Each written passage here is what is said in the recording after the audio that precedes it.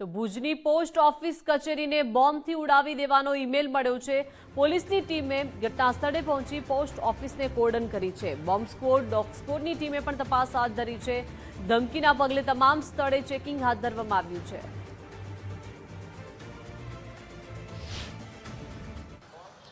કચ્છના મુખ્ય મથક ભુજ ખાતે આવેલી પોસ્ટ ઓફિસને આજે ફરી મેલ મળ્યો છે। અત્યારે સીધા દ્રશ્યો અત્યારે ભુજની પોસ્ટ કચેરીના અત્યારે જોવા મળી રહ્યા છે અને આજે બોમ્બથી ઉડાડી દેવાનો મેલ આવતા પોલીસ તંત્ર એલર્ટ બન્યું હતું અને ભુજની પોસ્ટ કચેરી છે તે સંપૂર્ણપણે અત્યારે ખાલી કરી દેવામાં આવી છે। અત્યારે જુદા જુદા સ્થળોએ જોવા જઈએ તો ચેકિંગ પણ હાથ ધરવામાં આવી છે। બોમ્બ સ્ક્વોડ, ડોગ સ્ક્વોડની ટીમ પણ અત્યારે તૈનાત અત્યારે જોવા મળી રહી છે અને ચેકિંગ પણ હાથ ધરવામાં આવી રહી છે। પોલીસ કર્મચારીઓને પણ અત્યારે તૈનાત કરી દેવામાં આવ્યા છે।